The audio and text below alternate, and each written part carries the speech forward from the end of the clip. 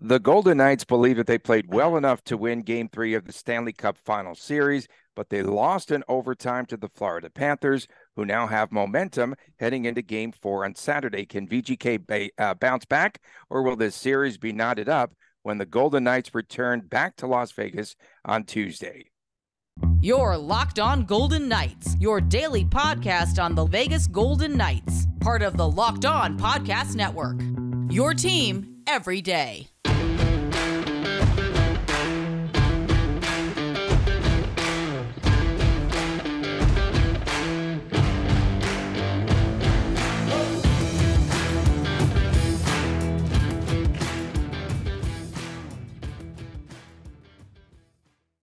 Hi again, everyone. Tony Cardasco and Chris Golick from Las Vegas. Thanks for making us your first listen. You could find us on YouTube, Locked On Golden Knights, and please subscribe there at Locked On VGK, at Tony Dasco, at TD Chris G on Twitter. And we are brought to you by the Gametime app. Download the Gametime app today. Create an account. Use the code LOCKEDONNHL for $20 off of your first purchase. So, Chris, for the first 17 minutes of the third period last night, VGK, although they were leading 2-1, they looked as though they were in control of the game because there was no push by the Panthers. But for the first time in this postseason, the Golden Knights blew a lead after two periods where they had won 10 straight games. And with 2:13 remaining, as we know, the Panthers tying up the game at 2 apiece. And that's what happened after Sergei Bobrovsky was pulled from the net for the extra skater, and Matthew Tkachuk found the front of the net, and he scored the equalizer. And not enough drama for you all. With 11.9 seconds remaining in the game, we saw Chandler Stevenson drawing a tripping penalty on Gustav Forsberg. The Golden Knights couldn't capitalize. They had a spillover of 1:49 into OT, and then Carter Verhaeghe scoring the game winner, 4:27 into the extra period. The Golden Knights, Chris, very positive in the aftermath. Stone, Pietrangelo, and South Beach Bruce Cassidy, they were all to a man saying, we played well enough to win. We will be okay. Did VGK, I've got to ask you, do you feel as though they played well enough to win Game 3 as they saw this series lead now dwindle down to just a one-game lead at 2-1 in the series? Yeah, I mean, the chances were there. It's not like they were in the prevent defense in the third period. It's not like they were just sitting on the lead. They definitely were giving everything that they possibly could to finish the game off. I mean, 2 or 3 posts down the stretch. So many odd man rushes, and you got to convert one of those. You got to put a good team away when you have the chance. And, let's start by crediting the Florida Panthers. They played great. I mean, they played, I don't know if great's the word to use, but they played a very gutsy game, a very gutsy effort. You got to give a lot of credit to Bobrovsky. And you got to give a lot of credit to Matt Tkachuk. I thought we knocked him out of the game. I thought Kolesar even gave him the head nod. He even looked at him and just shook his head afterwards. And that was some must-see TV right there. But they played well enough to win. The Vegas Golden Knights, I think that was your original question. They certainly played well enough to win. There's nothing to be ashamed about. You can't hold your head down after a game like that. If one of those posts has a different, a different outcome, as it could have been game 1 for Florida, then it could have been a different situation. We'd be talking about a 3-0 lead. I mean, you both said, Tony, that Florida had a game in them. We both picked Florida. Florida won. My son Chris was wrong as well, or he was on the wrong side of it, unfortunately. I wish he would have been right and we would have been long, but you got to expect Florida to win a game. You got to expect them to have a push, and on to game 4 on Saturday now. Yeah, I thought one of the differences there late in the game, Paul Maurice did make a line change, and he put Tkachuk, Bennett, and Verhaeghe He loaded up on that top line, and they bounced Cousins right off of the top line. And I thought that was important. That was one of the key moves in the game. And Bobrovsky was something else, saving 25 of 27 shots on goal. And really, he kept his team in the game. Florida now 7-0 in overtime. The narrative on the post-game show on the radio, and I'm negative, of course, but State Run Radio repeatedly was talking about bad ice. I only saw on the Howden play that one time where the puck took a turn there. It was headed right for his stick, and it was up against the wall, like on the left side, took an awkward bounce, and then the puck went back inside, and it was retrieved by Florida, and then the net in front of Bobrovsky. But was this a case of South Florida bad ice? I mean, you caught them fixing the net in front of Bobrovsky. There was a pretty noticeable edge, if you will, in there. You know, they had the water bottle out, and they didn't have to go to the fire extinguisher, thankfully, but they definitely were doing a lot of work in front there. I mean, you want to talk about bad ice? I mean, you can blame the ice at T-Mobile for Jack Eichel toe picking and falling head first into Matt Tkachuk's shoulder, I guess. But listen, it's February. God, well, I'm a little behind right now. It's June. It's South Florida.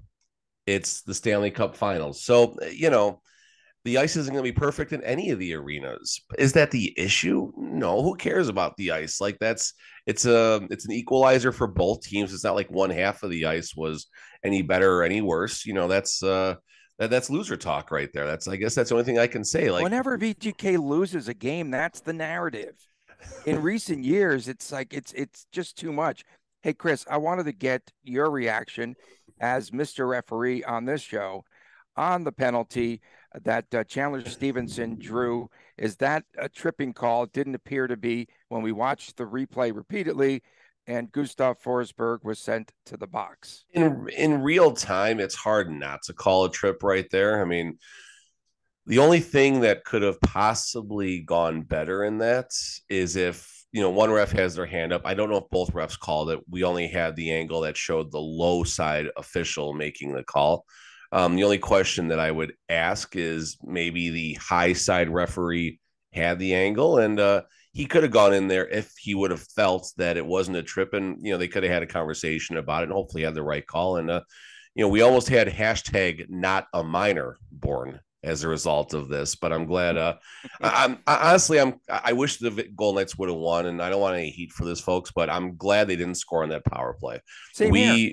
Yeah, who wants to see a game end on a bogus call? We in Vegas, we know something about getting an awful penalty called late in the game, and obviously there's more to it than that, but you don't want to see that being a deciding factor in any major game at this level, at NBA, MLB, you know, whatever. You just don't want to see that. And I mean, Vegas had an okay power play. They had an okay push there, and you know, rest is history. Yeah. For 17 minutes, as I mentioned, of the third period, VGK plays well enough, in fact, to keep Matthew Tkachuk or anyone from the middle of the ice. And they did a terrific job in blocking shots. Unbelievable. I think McNabb led the team with 5 block shots on the night, or 7. The kick save he had, that was great. That kick save off of his skate was remarkable. Great. That was a big they had 2 great angles. Credit TNT for picking that up well. Yeah, that was awesome. But they give up the middle of the ice. Tkachuk just seems to walk in, and that's how they score that goal. Vegas 5-on-5, not good. Not good last night, and that's been one of their strengths in the playoffs. And they scored twice on the power play with Stone and Marcia. So the Stone goal, I thought this could have turned into a rout early because he was just standing all alone, once again, just there in the slot in front of Bobrovsky. Looking at the stats, that's what I was looking over at. And listen, Mark Stone, that's certainly, you talk about the power play goal, I believe, that was scored in this second period. And Mark Stone had a lot of other chances too, obviously, a lot of other chances. I was looking over at the stats. So Vegas had 6 power plays. Florida had 5. I think you had some coincidental penalties as well mixed in there. So the 5-on-5 play, I mean, you're going to neutralize almost probably 24 to 26 minutes of, you know, over a period of this game that was not played 5-on-5. So to get those 5-on-5 opportunities, you need more time out there. But obviously, we'll take the power play opportunities in place of it. I mean, Vegas lost the game on the as far as 5-on-5. I guess they lost it 0-2 because Florida's first goal of the game and then Florida's last goal of the game. And again, 2 goals where Aiden Hill doesn't see either one. Credit the Panthers for getting the traffic in the right place. And then the 6-on-5 goal, obviously, it's unfortunate that Makachuk is camped out in Broadway right there, but it's a 6-5 scenario. That's not uncommon to see a player there for a second. It happened a little faster than everyone would have liked to give VGK a chance to get there and eliminate him from the slot area. But listen, I'll say it again, we got to credit Makachuk. We hate the dude. I love watching the dude compete. I was happy to see Kolesar get Jack Eichel's revenge on him. I was happy that a clean hit almost eliminated him from the game. Again, a clean hit, that's part of what hockey is, folks. It's a dirty, nasty game at times. But you have to acknowledge that part of the game is trying to hurt your opponent and knock them out of the game in a clean fashion. No different than what Makachuk did to Jack Eichel in game 2. And, dude came back. He was really didn't seem too effective unless it was a power play situation. So we'll have to wait and see if there's any lingering effects from that hit that's going to slow him down. And was it Montour that also?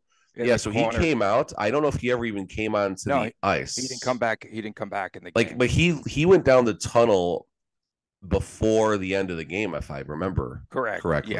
Yeah. So that's going to be something to watch. Or maybe he went down the tunnel. I think Barbashev hit him in the corner, and he fell awkwardly. He fell over, and so he tried to hit Barbashev, and Barbashev just ducked, basically, and he wound up on his back. I mean, Barbashev, he's all over the place, and Gudas took him to the box, I guess, in the game. I don't know. Gudas laid a good hit on Barbashev, and Barbashev was on his back, and Gudas goes right in, and the ref just gave him both a penalty. But that's fine. I mean, Vegas had the home cooking in that game too. So Barbashev even took off Gudas's helmet in the process. So Gudas engaged without his helmet on. If there's one thing to slightly nitpick about that I believe is some type of penalty in the rule book. You have to proceed directly to the bench when your helmet's off. Yes, he was at the bench, but he did decide to engage with the player. But listen, we're going tick for tack at that point. We don't need that call at that point. He thought his helmet got lost in his beard, I think. And for Kachuk, he missed 15 minutes and 30 seconds of ice time in the game. He is definitely William Carrier. He's back to being Carrier for 3 penalties, the hat trick of penalties for Carrier in this game. Yeah, that was bad. I don't know if we're going to put a lot of... So he got the high stick. We can throw that one away.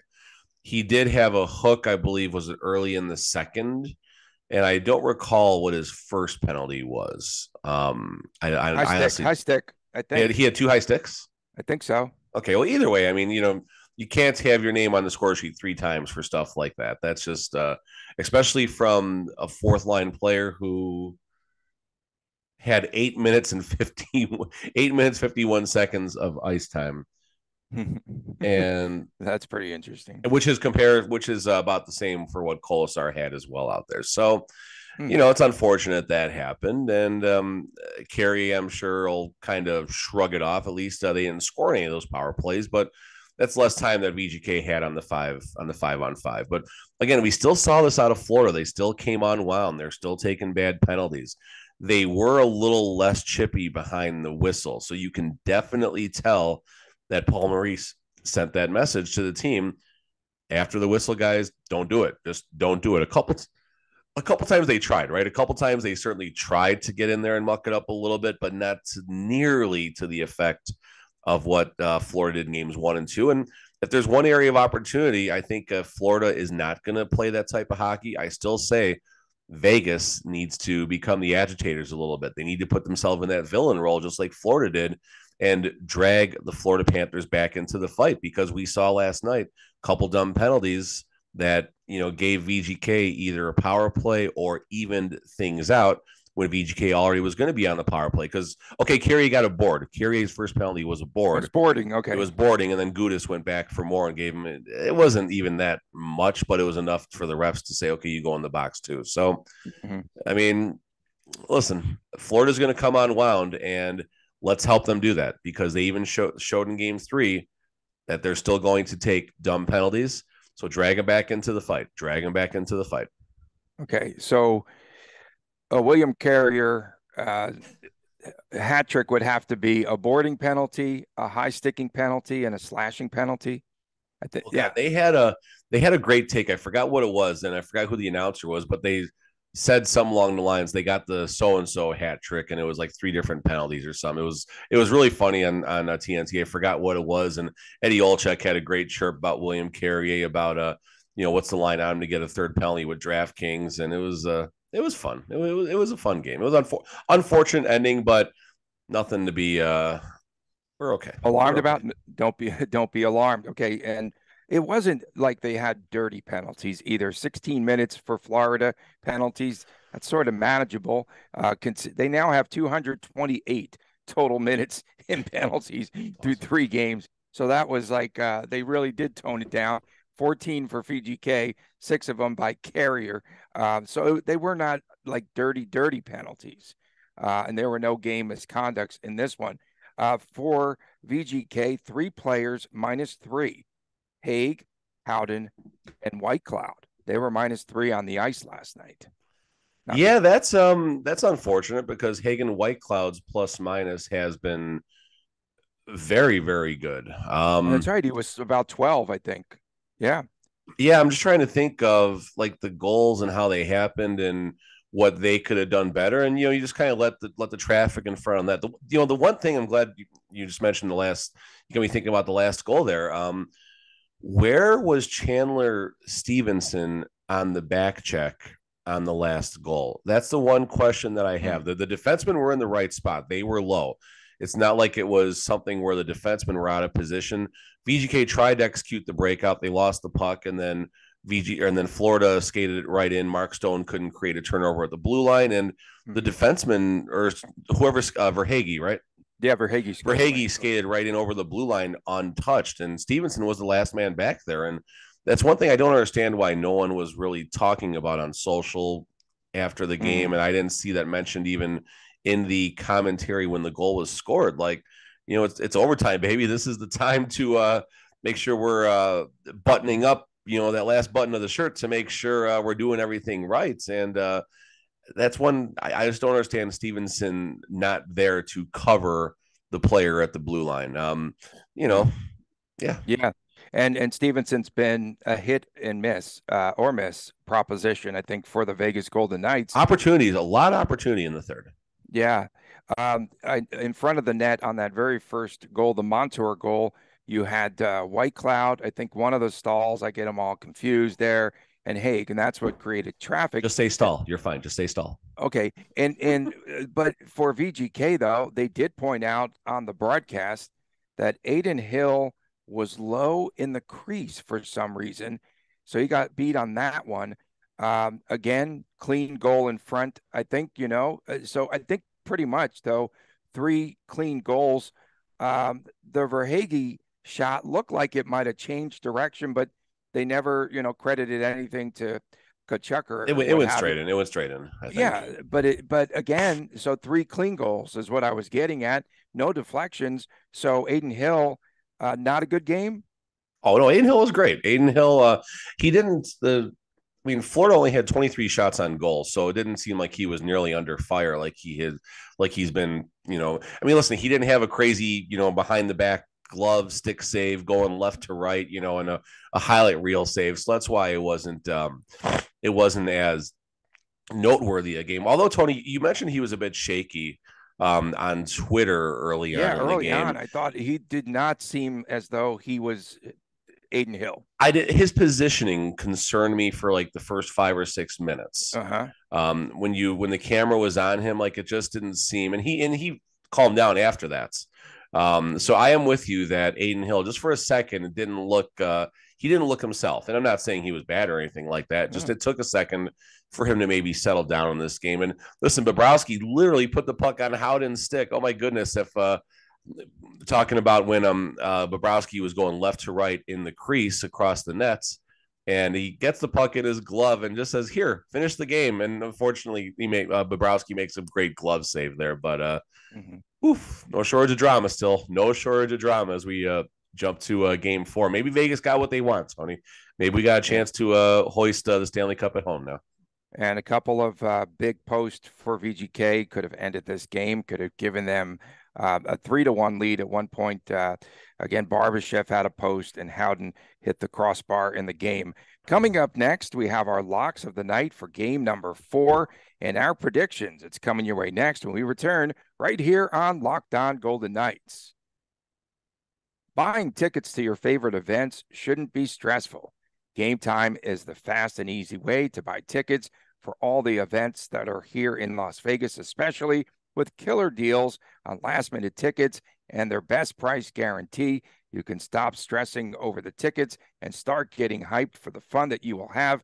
Browse through the Gametime app, talk about the upcoming events that are coming to our area, and then go right there to the Gametime app and figure things out for yourself.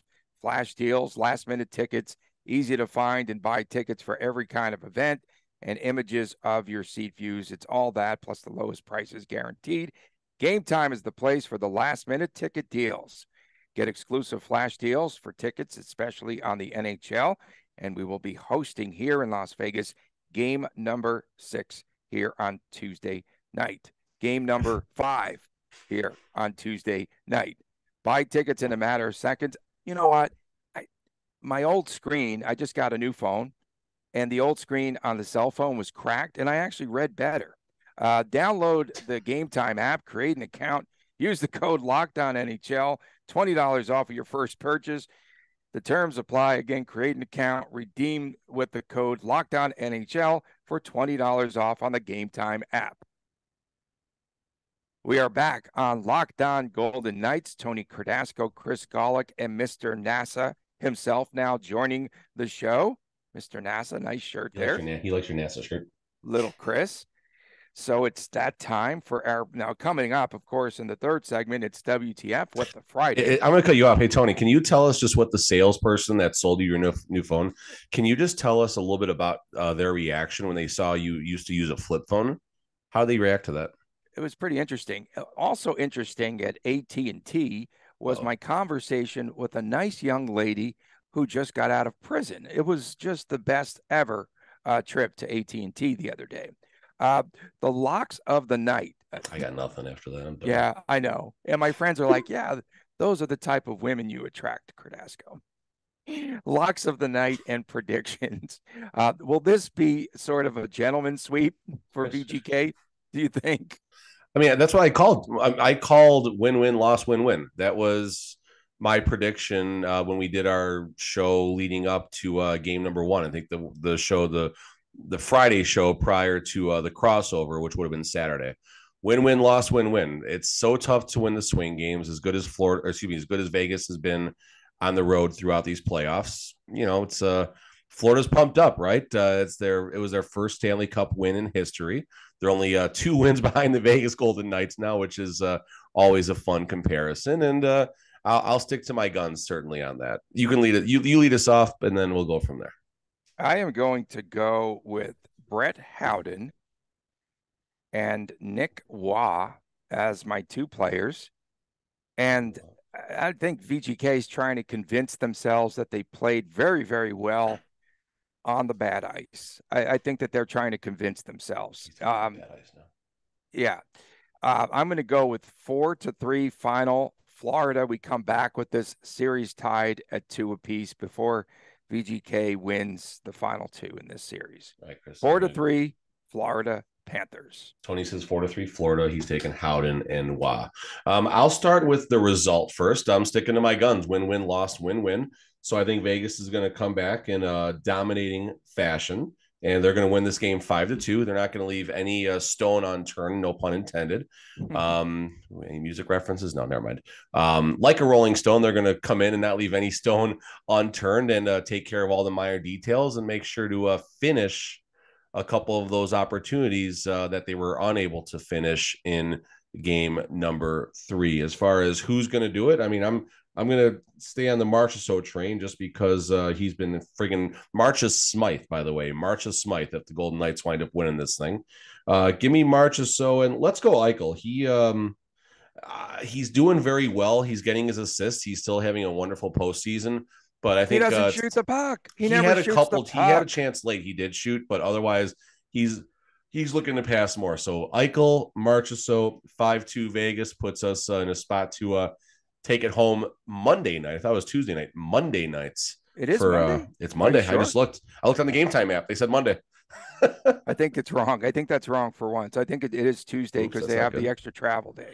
I agree, and I thought they had the travel day, and I'll tell you what the NHL Network says right now. Okay, let's get to that's wrong. Yeah, that's wrong, definitely. It's Tuesday. It's Tuesday night. Okay, well, there you go. All right, Chris, our astronaut, our resident astronaut. Give me 2 players first. Amadio and Barbashev. Amadio and Barbashev. I like that. Okay, he's been kind of quiet. Players, yeah. And what's your score, buddy? 7-2 Panthers. 7-2 Panthers. You know what you need behind you there, Chris, is a growth chart because he's really sprung up here. He's gotten and he just shakes his head. Mic drop. I thought he was setting us up because he loves watching all the WWE stuff and the crazy interviews, and he even practices his own crazy interviews. So I thought he was actually setting us up for something exciting there. And no, he just went right for the heartbreak. And like he's dying to see Game 5 at home to win the Stanley Cup. So that one kind of surprised me right there. We're gonna have a little talk about this. So I'm the only one on the Vegas train to be official, and I've been right all for the first 3 games, so I feel good about this. It's still minus 120 for Florida, minus even money for the Golden Knights as far as the odds go. And another thing to note, the American betting public right now, they're on fire. The public has won the first 3 games just looking at the split. So I guess it's been a square series. And I was hoping last night the Sharps, who were on Vegas, I was hoping the Sharps were going to feel, we're going to get a winner. Early action has this one split, 53% Florida, 47% Vegas. So I think everyone's kind of like, okay, Florida, you got your win. Now you're done, which that's my mindset too. Okay, coming up in our next segment, it is that time of the week again. It is WTF, What the Friday. You don't want to miss it right here on Locked On Golden Knights. Chris and I recently, we received a care package from our good friends at Bird Dogs. We really like the way that the shorts that they sent us fit. They actually make you feel comfortable. You can wear them anywhere, at a watch party, even in Henderson on Water Street. Like Chris does. And the Bird Dog shorts, I'm going to try golfing in those things because they are very comfortable. They're very versatile. Oh, it's fair enough. Okay, keep going with the I've hit 2 people in my lifetime with golf balls, and awesome. I quit for 7 years. That's another story, and an entirely episode. That's a complete episode in and of itself. And then, of course, you could wear these. You could wear these shorts wherever you go, hanging out with friends. Bert Kreischer wakes up at his lake house wearing Bird Dogs. He goes for a swim. He smokes a cigar, grills burgers, and chills with his family, all in the shorts that he associates with summer. Bird Dogs. And Dave Portnoy, he does his pizza reviews, if you've noticed, wearing Bird Dogs, and he talks about how he hates the pizza, but how great he really feels. So go to birddogs.com/LockedOnNHL, birddogs.com/LockedOnNHL. When you enter the promo code LockedOnNHL, they will throw in the free custom Bird Dogs Yeti style tumbler. It's pictured right there. And you could get that with each and every order. Again, birddogs.com/LockedOnNHL. We are back on the Friday edition of Locked On Golden Knights. Tony Cardasco, Chris Golick from Las Vegas. Hey, please go to check out our YouTube channel, Locked On Golden Knights, and subscribe there. A big weekend coming up for the VGK. And we thought perhaps there might be too many passengers on that flight that's returning to Vegas because they don't have enough room for a Stanley Cup to bring that back here after Game 4. It's that time, WTF, Friday. You could start things off. So starting off, my good buddy William, I wrote this one down, got to know him through the sports card world, and he's a local season ticket holder in my section as well. Game 1, he went to buy some items from the store inside T-Mobile Arena, and he spent his money, and they gave him like a clear plastic bag. Well, he looked over and saw these really nice Stanley Cup bags that everyone's carrying around. He's like, hey, I want that bag, bro. And they're like, oh, you got to spend $120. He spent $90. he had to not pitch a fit. He's not that type of person, but he had to ask a couple people for their opinion on the matter. I guess we'll leave it at that. And eventually he got his bag. So stick tap to William for finally getting his bag. But can you just imagine being a season ticket holder of this team, as William is, as myself is, and you spend 90, $100 in the store. They say you're $20 short. You can't get a Stanley Cup bag. And there's nothing posted. There's no rules that say, hey, spend 120, get a bag. Like that would have, he probably handled that better than I would have. I would have shown him my bank statements and, the credit card roulette that I'm playing to make sure I make all these payments right now. And so, yeah, that's that. As a season ticket member, that actually pissed me off too. So WTF Vegas for not giving away the bags for spending, a lot of money after already spending a lot of money for the tickets just to walk in T-Mobile Arena. WTF Jackie Aces. He gets demolished by Matthew Tkachuk, off balance with the toe pick, and Tkachuk just steamrolls him. He's so tough. Jackie Aces, Jack Eichel, again, he gets knocked down, leaves the ice, and he returns. And then, of course, he gets that apple on the pass to Marchessault. I just like his toughness on top of everything else. He doesn't seem like that guy that is that tough. He had a big hit last night in the game as well. He's had one every game in the Stanley Cup Finals. Yeah, White last night. He just taking it out on everyone. And last year, as we recall, he blocked that shot against, guess who? The Florida Panthers. I think it was Mackenzie Weegar. And then he played late in the season, the last 6 weeks with the broken wrist, I think it was, or his hand. Thumb. Okay, whatever. I've never been good with that injury. WTF, Jack Eichel is really tough. And I'm going to continue with Eichel, though, on a negative. I said something nice about someone on this show. I like how you may say that right before you're about to blast him, but go ahead. At Wausau Aaron, WTF, Where is Jack Eichel? I understand his 200-foot game has been just fine, but we need this $10 million man to, guess what? To score goals. He needs to step up and dispense with the cuteness. Give your you-know-what a tug and be that guy. WTF. I mean, give it a tug. You need to. That's borderline there. Why are we dogging Jack Eichel right now? Like, why are we dogging Jack Eichel about anything right now? I'm not supposed to turn my head in this. I know my sound sucks when I do this, but I mean, okay, there's been 20 NHL Stanley Cup playoff games. Jack Eichel has 23 points, folks. He's got 6 goals, 17 assists. Leave Jack Eichel alone. He'll score when he scores. He'll assist when he assists. He'll hit when he hits. He will get hit when he gets hit and come right back in the game. I'm surprised you didn't. Maybe I'm taking this. Are you going to WTF Mark Stone for that amazing play or no? No. Okay, so Mark Stone obviously had a remarkable turn of events. Stick gets broken, barrels over a defenseman, gets the stick from the bench, logs the primary assist as the Vegas Golden Knights. That was on Tuesday night's game, obviously. And that was Monday night's game, Tuesday's game, whatever it was. Who cares? It was game 2. It was friggin' phenomenal. And I love when the equipment manager gets involved there. The equipment manager got the secondary assist on the goal. And the only thing that bothered me, this is where the WTF comes in. I think Craig came over. The other equipment manager came over and shot him a little fist pump. But none of the players acknowledged the equipment manager, at least in real time, when he got Mark Stone his stick right away so the Vegas Golden Knights can get a goal. Like, I've seen times where the person who scores a goal, so if Mark Stone would have scored the goal, the players just mob the equipment manager. I would like to see a little more love for the equipment manager on that one right there. So WTF, good Mark Stone for all of those, just that sick turn of events, and then equal WTF for the players, maybe not giving a little more love to those that support this team day in and day out. Negative WTF Henderson. The watch party was cool. They finally had some food trucks out there. L Dogs. I love L Dogs. That's one of my favorite food trucks when it comes. And I did not get that sponsored to say that. Just love their food. Really good.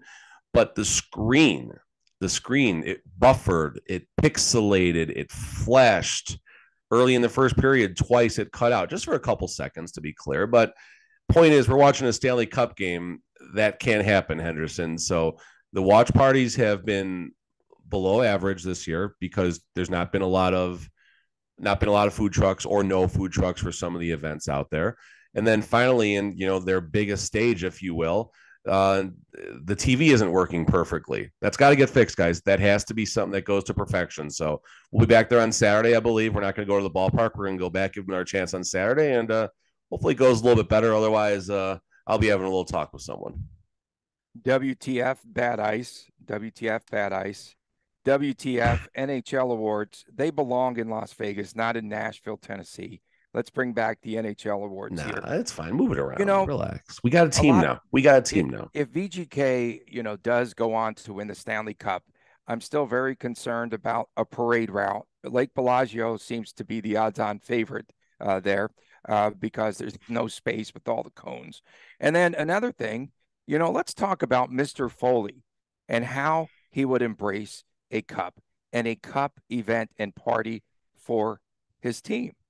So most owners spend $250,000 to $500,000 on renting out a club and just going bananas. We've got word this morning, Mr. Foley's looking into renting out Chuck E. Cheese. He's just that kind of guy. So WTF. Really? I had to go there. WTF Tony for thinking that Bill Foley isn't going to rent out a real high-end nightclub either in Florida or Vegas if and when the Golden Knights do win the Stanley Cup. It ain't going to be Chuck E. Cheese. I can assure you that Foley will definitely spend some money. And I'm curious, there's always the reports if the team can clinch on the road, how they fly out all the local employees and stuff like that. I'm curious if that will happen because that's always a nice touch when that happens. Nah. Okay, we can have an entire episode about Bill Foley. WTF. This is from, I took a screenshot. Laughing Nick Hague after a punch. Okay. WTF kind of predicament has VGK placed themselves in. Both Hilsey and Barbie have proven their worth with VGK this postseason and aren't under contract for next season. How in the world would you fix that in just about 30 seconds? He'll turn down the extension early on the season to bet on himself, and he's going to get paid. And Barbashev is going to be the off-season priority before anybody. That's it. Okay. We appreciate everyone tuning in, especially our everydayers. Don't forget the big watch party will be over at the Las Vegas ballpark on Saturday night. It's a great environment there. For my man, Chris Golick, I'm Tony Cardasco. You have a great weekend. We might be back if VGK pulls out a win on Saturday. Not definitely Monday morning. We will be here, of course, as always. And we appreciate you tuning in. Go to the YouTube page, subscribe, Locked On Golden Knights. We'll see you again very soon right here on Locked On Golden Knights.